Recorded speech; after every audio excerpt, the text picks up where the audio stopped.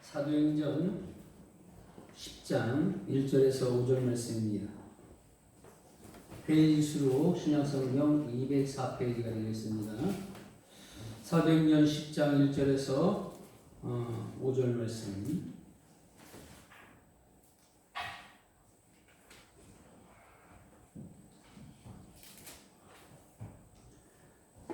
우리 같이 한 목소리로 같이 합독합니다. 가이사랴에 고넬료라 하는 사람이 있으니 이달리아 부대라 하는 군대 부장이라. 그가 경건하여 온 지방과 더불어 하나님을 경외하며 백성을 많이 구제하고 하나님께 항상 기도하더니 하루는 죄를 시킨대오 환상 중에 밝히 보매 하나님의 사자가 들어와 이르되 고넬료야 하니 고넬료가 주목하여 보고 두려워 이르되 주여 무슨 일이니까? 천사가 이르되 내 기도와 구제가 하나님 앞에 상달되어 기억하신 바가 되었으니 내가 지금 사람들을 요파에 보내어 베드로라는 시몬을 청하라. 아멘. 할렐루야.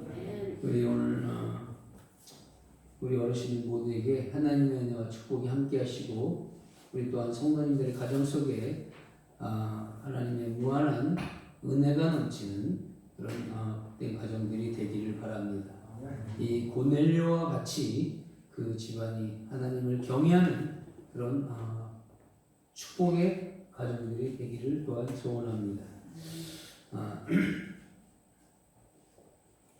지금 그 코로나 전염병이나 또한 수많은 그 어린아이들의 그 학대로 말미암아서 정말로 경악을 금치 못하는 그런 사건들이 많이 일어나고 있습니다. 이러한 시대 속에서 우리가 살아가고 있는데 이러한 시대 속에서 과연 우리 믿음의 가정들은 어떻게 살아가야 될 것인가? 또한 어떠한 모습으로 내 주위에 있는 사람들에게 덕을 세우고 하나님의 영광을 드러낼 것인가? 라는 것을 생각해 볼 수 있는 이 한 달이 되었으면 합니다. 여러분, 우리가 쉽게 말하는 이 5월은 가정의 달이다. 그래서 행사도 이 5월 달에는 다양하게 이루어지고 있습니다. 5월 5일은 어린이날이고 또 5월 8일은 어버이날이고 또한 18일은 성년날이 이렇게 들어있는 날이기도 하고 스승의 날이 들어있는 날이기도 합니다. 또한 5월 가정의 달에 특별히 하나 더 있는 게 무엇이냐면 부부의 날이 들어있다는 사실이죠. 그런데 여러분 이 부부의 날의 그 유래를 여러분들이 아십니까? 부부의 날에 유래가 있는데 부부의 날이 5월 언제죠? 5월 21일이 부부의 날입니다. 그래서 그날에는 부부들이 서로가 사랑으로 더욱더 감싸주는 그런 하루가 되었으면 합니다. 그 유래를 보게 되면 우리 권재도 목사님이라는 분이 있습니다. 이 권재도 목사님이 둘이 하나 되어 행복한 가정을 만들자라는 슬로건을 내걸고서 1995년도에 각종 행사를 열어보다가 2003년도에 12월 18일 국회 본회의에서 부부의 그런 날을 국가의 기념일로 지정해 달라는 그런 청원을 제출했습니다. 그런데 그날에 이 부부의 날에 국회에서 통과가 됐어요. 그래서 이 권재도 목사님은 어린이날 TV 한 방송에 출연한 이 아이가 한 말을 되새기면서 우리가 부부의 날을 우리가 이 나라에서도 제정을 해야 된다라고 이렇게 정부에다 또 국가에다가 올렸던 것이에요. 그래서 2003년 12월 18일 이 부부의 날이 지정이 되었습니다. 그래서 18일에서 국회 본회의에서 통과돼가지고 21일을 부부의 날로 이렇게 섬기고 있는 것이에요. 근데 이 부부의 날을 섬기게 된 그 까닭은 한 어린아이가 TV 방송에 나왔습니다. 그런데 이 아이가 한 말을 우리가 생각해 봐야 됩니다. 내 소원은 엄마 아빠가 함께 사는 것이다 라고 이 아이가 말하는 것이에요. 그래서 이 권재도 목사님이 그 아이의 말을 듣고 충격을 받아가지고 부부사랑 캠페인을 결심했다는 그런 유래가 담겨 있습니다. 여러분, 가정이란 무엇일까요? 가정이란 부부가 함께 사는 이야기나 또 그 가운데 태어난 자녀와 함께 사는 이야기가 있는 것이 아닌가 우리가 생각해 봅니다. 특별한 것이, 가정이라는 것이 특별한 것이 아닌데 우리는 너무나 특별하게 그런 생각을 가지고 있는 것 같아요. 부부가 함께 사는 이야기나 또 부부의 그 가운데 있는 자녀들이 함께 사는 이야기가 있는 곳이 가정이다. 그래서 여러분, 이 가정이라는 것은 단순하면서도 명확한 이 명제가 지금에 와서 어려운 이야기가 되어버린 것이에요. 지금 우리나라의 이 가정이 파괴되었어요. 그래서 이 가정이 쉬우면 쉬운 것 같은데 그 가정이 제대로 이루어지지 않아서 파괴된 가정들이 많이 있다는 것이에요. 그래서 어린이날, 어버이날, 부부의 날 등등 자꾸 무슨 날을 만들어서 그 파괴된 가정을 다시 살려보자, 문제를 풀어보자 하는 것이 아닌가 싶습니다. 여러분, 우리가 그러하기 위해서는 우리가 가정의 미래를 잘 알아야 돼요. 가정이 어디서부터 태동이 되어 있는가? 이 가정의 미래는 여러분 성경에서 어떻게 가르쳐주고 있는지를 잘 살펴봐야 돼요. 다 잘 아시는 그런 말씀인데 창세기 2장 24절 말씀을 보게 되면 이러므로 남자가 부모를 떠나 그의 아내와 합하여 둘이 한 몸을 이룰지로다 라고 이렇게 성경에는 말씀하고 있습니다. 그런데 여러분, 이 말씀 안에는 세 가지 의미가 담겨 있어요. 이러므로 남자가 부모를 떠나 그의 아내와 합하여 둘이 한 몸을 이룰지라는 이 말씀 안에는 세 가지 의미가 담겨 있다는 것입니다. 첫째는 여러분, 인류의 시작은 사회나 국가가 아니라 여러분 어디냐? 가정이다. 인류의 시작이 가정이다라는 사실이에요. 또한 두 번째는 이 가정은 인간이 만든 제도가 아니라는 것이에요. 인간이 만든 제도가 아니라 하나님께서 친히 만들어주신 창조의 질서의 하나라는 것이에요. 하나님의 창조물이라는 사실입니다. 또한 세 번째는 하나님은 자신이 만든 가정을 통하여서 우리 인간을 축복해 주시기를 원하시고 있다는 사실이에요. 그래서 창세기 2장 24절 말씀에는 이 세 가지 의미가 담겨 있다는 사실이에요. 이 해리슨이라는 사람은 하나님께서 세우신 제도는 단 둘밖에 없다라고 이렇게 말을 합니다. 그것이 뭐냐면 가정과 교회라는 것이에요. 그래서 이 페스탈로치는 기독교의 특산물은 어디냐? 가정이다. 그래서 한 10년 전에 이 페스탈로치의 그 교육이 엄청 어린이집에서도 성행을 했어요. 그리고 각 학교들마다 성행했어요.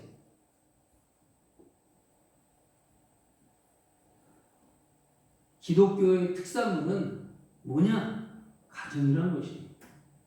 오늘의 그 문명세계에 있어서 여러분, 이 홈이라는 가정은 어떻게 만들어진 거냐면 기독교에 의해서 만들어진 것이에요. 그걸 우리가 잘 깨달아야 된다는 것이에요. 모든 공동체나 단체의 기초는 여러분 어디서 시작되냐? 가정에서부터 시작이 됩니다.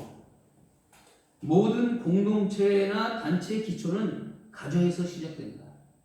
그래서 누구나 가정에서 태어나고 가정에서 일평생 살다 죽음으로 비로소 가정을 떠나게 되는 것이에요.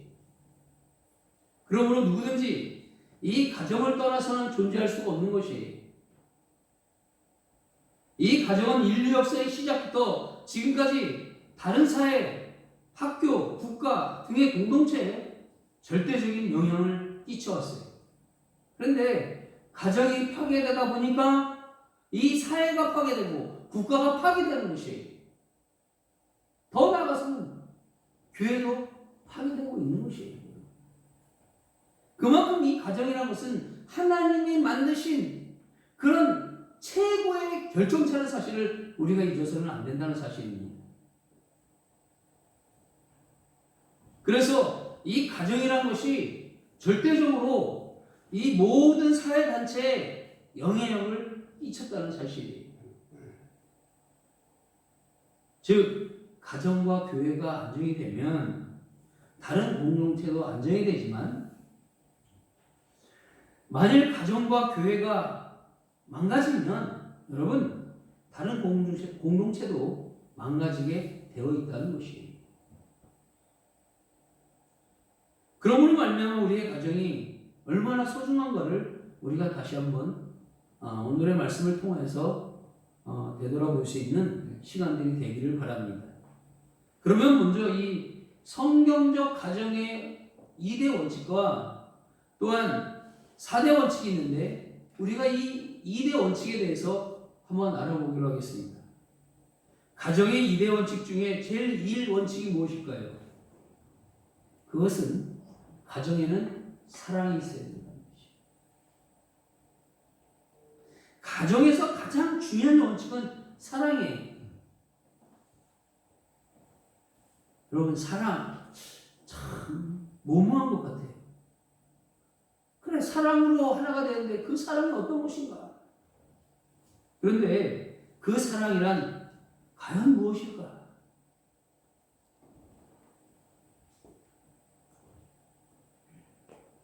그 사랑이란 과연 무엇일까?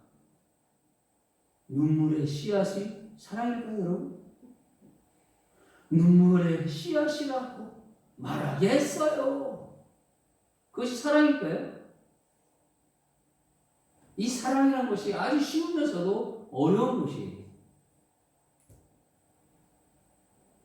사랑이 무엇인지, 어떻게 사랑을 해야 하는지 지금 시대에는 잘 모르고 있어요. 어떤 사람은 여러분 물질이 있어야, 돈이 있어야 사랑을 할 수 있다고 말을 합니다. 그래서 물질과 돈이 있어야 사랑하는 사람들에게 뭐 선물도 사주고 베풀어주고 자녀들에게는 평안한 보금자리와 훌륭한 교회의 교육의 기회를 주어야 사랑하는 것이라고 말을 합니다. 또한 그런 시대가 되어버리고 말았어요, 지금. 이것도 여러분 어떻게 보면 사랑의 한 표현이 될 수도 있지만, 그러나 그것은 여러분 근본적인 사랑이 아니라는 것이에요. 이 가정의 근본적인 사랑은 여러분 물질과 돈이 사라지면 무너지는 모래성과 같은 것이에요. 그래서 이런 말이 있습니다. 이 현대는 하우스 집은 있으나 홈은 없다. 이게 뭐예요? 집은 있으나 가정은 없다는 것이에요. 그래서 성경에서는 잠언 15장 17절 말씀에 이렇게 말씀합니다. 우리 다 같이 잠언 15장 17절 말씀 한번 찾아서 함께 읽겠습니다. 하우스가 뭐예요? 집이에요. 집은 있으나 가정이 없는 거예요. 지금 시대가. 잠언 15장 17절 말씀 우리 다 같이 함께 읽겠습니다. 채소를 먹으며 서로 사랑하는 것이 살찐 소를 먹으며 서로 미워하는 것보다 나으니라. 여러분, 만약에 요즘 젊은이들이 이 말에 동의할지, 이 성경 말씀에 동의할지 안 할지는 모르겠지만, 젊은이들은 이렇게 말할지도 모릅니다. 어떻게 채소만 먹으며 궁색하게 사느니 차라리 결혼하지 않겠다. 돈이 없으면 사랑도 도망가고 만다라고 이렇게 말들을 합니다. 그래서 여러분 지금 혼자 사는 그런 사람들이 많이 있습니다. 독신주의자들이 많이 있습니다. 뭐 경제적인 문제 때문에 홀로 살 수 있는 그런 부분들도 있는 그런 사람들도 있지만 이 싱글이라는 단어는 하나님이 원하시지 않는 거예요, 여러분. 그걸 잘 아셔야 돼요. 하나님은 뭐라 했어요? 아담이 독초하는 것이 마음이 안타까워서 아담이 잘 때 갈뼈를 하나 쫙 빼가지고 남자의 갈뼈를 하나 쫙 빼가지고 여자를 만들어준 거예요. 그리고 서로 함께 합하여 사랑하며 살아가라라고 말씀하고 있는 것이에요. 그런데 이런 젊은이들의 이런 생각 때문에 지금 여러분 싱글들이 많아졌어요. 그리고 저출산의 그런 위기에 놓이게 되었다고 볼 수가 있습니다. 어떻게 하면 채소를 먹으면서도 살아갈 수 있을까?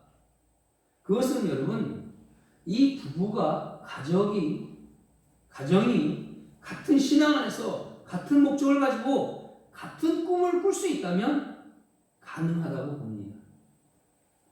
세속적인 꿈이 아니라 그리스도 안에서 거룩한 꿈을 꾸는 그런 가정이라면 이런 어려움에 봉착할지라도 어떤 어려움에 봉착할지라도 능히 이기고 그것을 돌파리라고 생각이 되는 것입니다. 여러분 오늘날 가정의 위기는 사실적으로 심각합니다.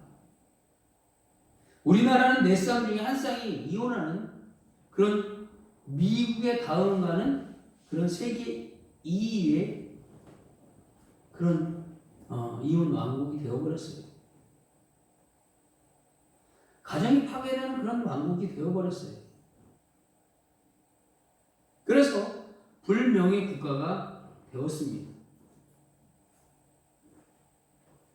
왜 이런 일이 일어날까요? 그것은 분명한 것은 거룩한 꿈이 없는 세속적인 자기중심적인 사랑이 결국은 이러한 것을 초래하게 되었다는 것이에요. 그래서 자기중심적인 그런 생활 속에서 타인을 향한 그런 중심적인 삶으로 우리가 바뀌어 나가야 된다는 것이에요. 그럴 때 우리에게는 사랑이라는 결정체가 살아나면서 가정이 회복될 수가 있는 것이에요. 또한 두 번째 가정의 제2원칙이 있는데 그게 뭐냐면 성결이에요. 성결. 이 성결이라는 것은 깨끗하다, 거룩하다, 진실되다라는 그런 단어가 뜻이 담겨 있어요. 여러분. 선남 선녀가 만나가지고 결혼할 때는 서로에게 충실할 것을 전제로 합니다. 저도 그랬으니까요. 저도 젊은 날에 그냥 우리 사모님 봤을 때는 그냥 이쁘고 사랑스럽고 매일 보고 싶고 같이 살고 싶고 막 그랬어요. 맞아요? 안 그래요? 저만 그랬나 봐요. 그죠? 왜 대답이 없으셔? 저만 그랬나 봐. 그래서 선남 선녀가 만나서 결혼할 때는 서로에게 아주 충실할 것을 전제로 합니다. 그런데 한쪽이 이 약속을 지키지 못한다면 그로 인해서 가정에는 커다란 위기를 만나게 됩니다. 출애굽기 12장 15절 말씀을 보게 되면 너희는 이래 동안 무교병을 먹을지니 그 첫날의 누룩을 너희 집에서 제하라 이렇게 말씀합니다. 이 누룩이라는 것은 여러분 죄의 상징이에요. 죄의 상징이에요. 그 가정 안에 누룩을 제하라는 것은 죄를 버려라, 성결해라, 깨끗해라, 진실해라. 그래야만이 그 가정이 온전한 가정으로 하나님의 가정으로 세워갈 수 있다라고 말씀하고 있는 것이에요. 그래서 이것은 가정의 성결의 원칙을 말씀하신 것이에요. 거듭 말씀드리지만 여기에서 이 누룩이라는 것은 죄와 악을 상징하면서 이 누룩은 여러분 어떤 것이냐면은 순식간에 그냥 번지고 또 전체를 발효시킵니다. 그런 특성이 있습니다. 여러분 이 죄라는 것은요, 죄는 개인이나 가정이나 사회나 국가나 심지어는 세계까지 순식간에 번집니다. 순식간에 번지고 파멸시키는 특성이 있어요. 그래서 아담 한 사람으로 죄가 인류에게 죽음을 가져왔다라고 말씀하고 있어요. 노아 시대는 인간의 죄악으로 말미암아서 인류가 하나님의 심판을 물로 심판을 받았어요. 소돔과 고모라 성도 유황불로 하나님의 심판을 죄로 말미암아 면치 못하였어요. 여러분 아무리 행복한 가정이라도 죄와 악이 들어가고 그리고 조속히 그것들을 제거하지 않으면 그 가정은 망가지고 행복은 여지없이 깨어지고 마는 것입니다. 그래서 우리는 그 원칙을, 하나님이 주신 그 원칙을 잊어서는 사랑하라, 섬겨라. 그 가정 안에 그것이 있어야 된다는 것이에요. 예수님은 요한복음 13장 34절 말씀에 보게 되면 내가 너희를 사랑한 것 같이 너희도 서로 사랑하라고 그랬어요. 서로 찢고 싸우고 물고 뜯고 시기하고 질투하고 꼬집고 그러지 말라. 어떻게? 내가 너희를 사랑한 것처럼. 주님이 우리를 얼마나 사랑하셨습니까? 자기 목숨을 버릴 정도로 우리를 사랑하셨다는 것이에요. 그러듯이 너희도 서로 옆에 있는 사람들에게 서로 사랑하라. 내 가정 속에서 서로 사랑하라 라고 말씀하고 있는 것이에요. 이것이 뭐냐면 예수님의 새 계명이에요. 내 이웃을 내 몸과 같이 사랑하라. 그래서 이 예수님의 새 계명을 우리의 가정에서부터 실천해야 돼요. 그래서 스위트 홈이라고 말씀을 드릴 수가 있어요. 이것은 형용사로는 뭐라 하냐면 집이에요. 그리고 가정이에요. 이거를 뭐라고 표현하냐면 집으로 돌아오세요라는 표현이에요. 아름다운 가정의 집으로 돌아오세요. 그러려면 집안이 어떻게 돼요? 포근해야 돼요. 감싸줄 수 있는 분위기가 돼야 돼요. 집에 가면 그냥 막 잔소리에 뭐에 들어오고 싶지 않아요. 그죠? 근데 여러분 우리의 가정들이 홈이 될 수 있는 그런 은혜와 축복이 함께 하시기를 바랍니다. 끝나면 집에 들어가고 싶은 그런 마음을 가질 수 있도록 우리가 그 가정을 만들어 가야 된다는 것이죠. 그 안에는 예수님의 사랑이 있어야 된다는 것이죠. 우리 가정의 정원을 아름답게 여러분 가꾸어 볼 수 있기를 바랍니다. 그리고 아름다운 꽃을 피울 수 있는 그런 사랑의 가정들이 될 수 있기를 바랍니다. 거룩한 꿈이 있는 가정은 그 어떤 것도 여러분 어느 누구도 무너뜨릴 수가 없는 것이에요. 그래서 우리 가정들이 믿음의 가정을 세우는 그런 우리 가정들이 되시고 교회가 될 수 있기를 주님의 이름으로 축원합니다. 그렇다면 여러분 우리가 성경적인 2대 원칙을 우리가 나누었는데 그러면 성경적인 가정에 4가지 기능이 있는데 그 가정의 기능이 무엇일까? 그것은 첫째는 가정은 안식의 장소가 돼야 돼요. 안식은 뭐로 표현할 수가 있냐면 평안함을 표현할 수가 있어요. 평안함, 온화함.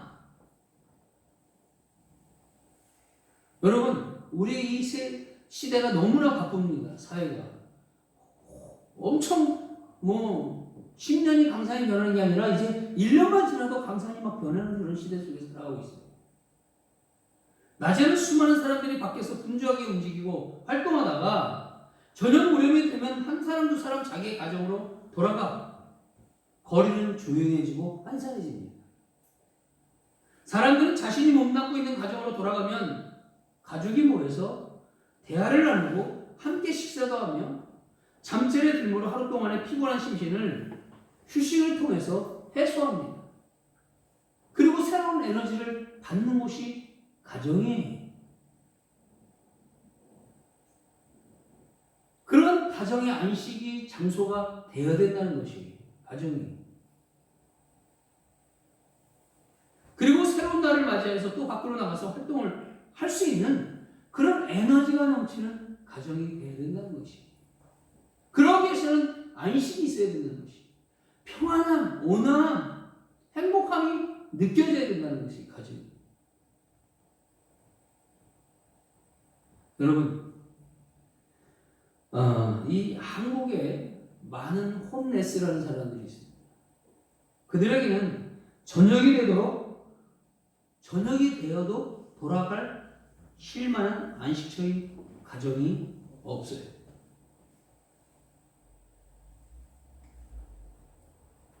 그래서 우리는 여러분 안식할 가정이 있다는 것에 감사할 수 있기 바랍니다. 또한 이런 가정을 주신 하나님께 감사해야 된다는 것이에요. 그래서 우리의 가정을 안식처럼 만들 수 있도록 서로가 힘쓰는 그런 우리의 모습들이 되기를 바랍니다. 두 번째 기능은 행복의 장소가 되어야 돼요. 거의 비슷한 의미를 가지고 있지만 행복의 장소가 되어야 된다는 것입니다. 서두에도 말씀을 같이 나눴지만 잠언 15장 17절 말씀해 보게 되면 채소를 먹으며 서로 사랑하는 것이 살찐 소를 먹으며 서로 미워하는 것보다 낫다라고 말씀하고, 아무리 고기를 매일 먹어도 서로 미워하면 아무 소용이 없는 것이에요. 이 말씀은 행복한 가정의 모습을 그림으로 그리는 것이에요. 그래서 여러분, 이 행복이란 것은 소유에 있는 것이 아니에요. 소유에 있는 것이 아닙니다. 물론 이 소유라는 것은 행복의 한 형태일지는 몰라도 행복 자체가 될 수가 없다라고 말씀을 드릴 수가 있습니다. 그래서 여러분, 행복이란 것은 우리가 잘 아시겠지만 행복이란 것은 저절로 주어지는 것이 아니에요. 그것을 만드는 것이 중요한 것이에요. 그것이 우리의 가정이 되어야 된다는 것입니다. 행복을 만들어가는 가정이 되어야 된다는 것이에요. 행복을 찾는 것이 아니고 느끼는 그런 것이 되어야 된다는 것이에요. 진정한 행복은 가정을 통해서 여러분 주어집니다. 나는 행복했다. 나는 행복하다는 꼴기 말하는 것이 곧 가정이 행복하다는 의미가 담겨 있는 것이에요. 여러분들 가정이 행복합니까? 여러분들 행복합니까? 그럼 여러분들의 가정도 행복한 것이에요. 그 여러분들이 불행하다면 여러분들의 가정도 불행한 것이에요. 사람들의 눈에는 어떤 가정이 대단히 행복하게 보여도 불행한 가정이 있는가 하면 반대로 사람들의 눈에는 불행하게 보여도 행복이 넘치는 가정이 있어요. 어떤 가정은 행복의 조건을 많이 가지고 있지만 불행하게도 여러분 탄식하며 울고 있는 그런 가정이 있는가 하면 반대로 행복의 조건을 거의 가지고 있지 아니하면서도 행복으로 웃고 있는 가정들이 있다는 것이에요. 그래서 여러분 괴테 알죠? 현대시인 괴테는 이렇게 말을 합니다. 나는 일생일주일밖에 행복해 본 적이 없다 라고 말을 했다고 합니다. 일생일주일밖에 행복해 보이지 않았다. 개변론자이기도 하죠. 또한 환경론자들은 사랑이 환경이 좋아지면 행복해야 된다고 말을 합니다. 그런데 이 앤드루 카네기라는 사람은 이 행복이란 보이는 환경의 상태에 의지하지 않고 우리의 마음의 상태에 의해 결정된다라고 말을 했다고 합니다. 예수님은 하나님의 나라는 여기 있다 저기 있다라고 못하리니 하나님의 나라는 어떻게 너희 안에 있느니라.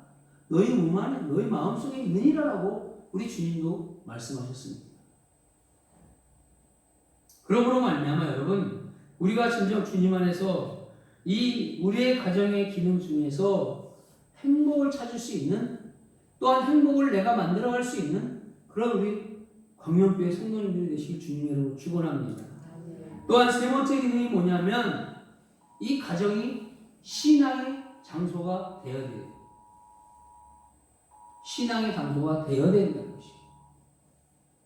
그래서 우리가 지난 시대 속에서는 이 가정이 구역 예배가 있었고, 또한 모든 그 지역에 있는 성도들이 또한 자녀들이 모여서 함께 예배드리고 찬양하고 말씀을 나누는 그런 시간들이 많이 있었습니다. 근데 그것이 지금 다 사라졌어요. 가정은 신앙의 장소가 되어야 돼요. 오늘 본문의 말씀이 그거예요. 오늘 고넬료의 가정이 그런 가정이라는 것이에요. 고넬료의 가정이 여러분 소개되고 있는데, 고넬료는 유대를 지배하고 있는 로마의 장교예요. 백부장이라는 건데, 백부장은 뭐냐면 100명의 자기 밑으로 100명의 부하를 거느리고 있는 그런 장교예요. 100명 정도면 중대장쯤 되는 거예요. 한 중대가 거의 100명 정도가 될 거예요.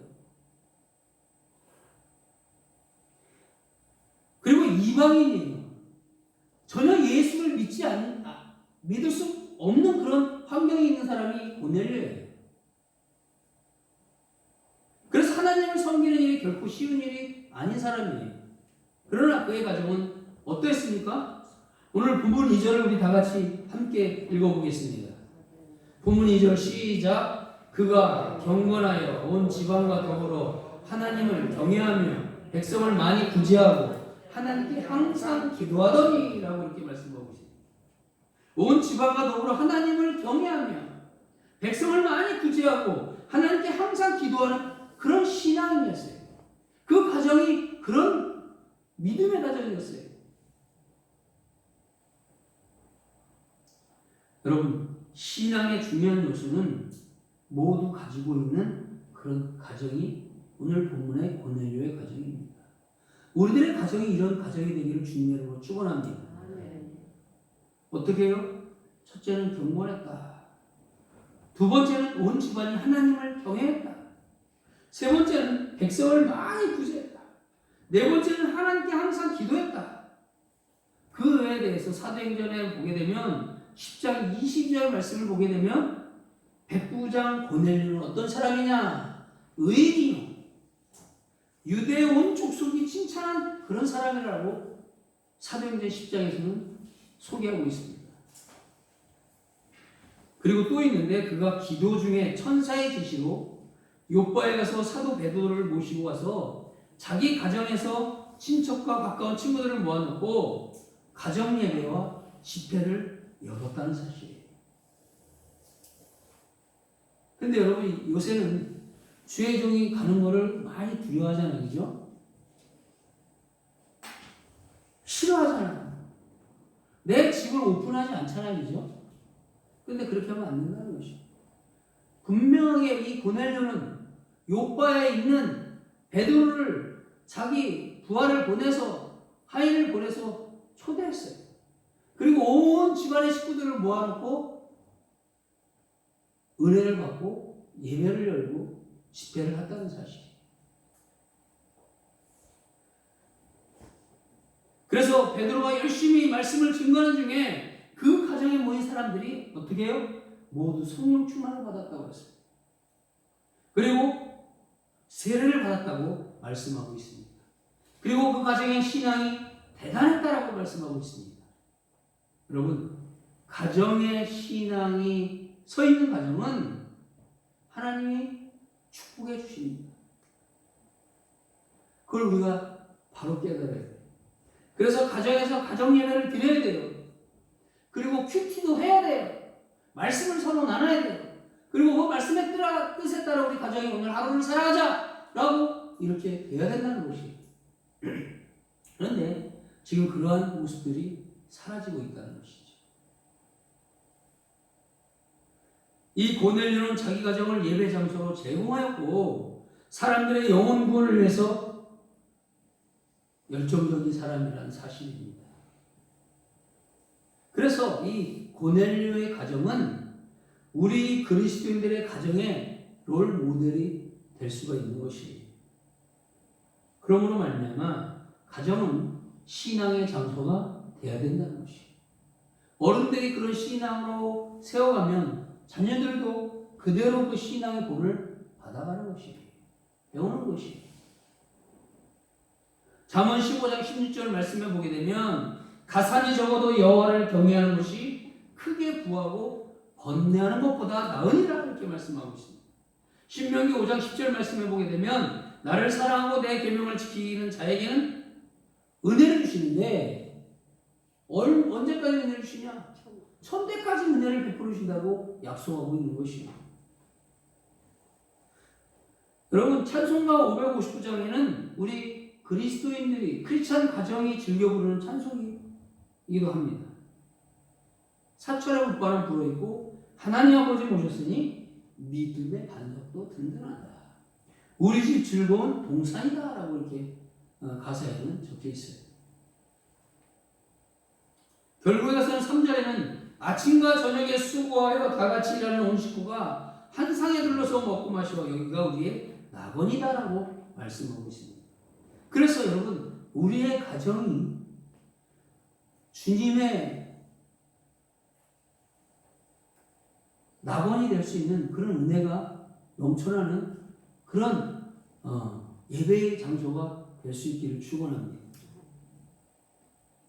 그런데 이 찬송이 어떻게 나오냐면 이 찬송이 하나님이 함께 하시는 크리스천 가정의 아름답고 행복한 모습을 노래하는 것인데 이 우리나라의 전영택 목사님이 계셨어요. 전영택 목사님이 계셨는데 그분이 어느 날 교통사고로 하늘에 부름받기 전에 1967년에 이 찬양을 작사했어요.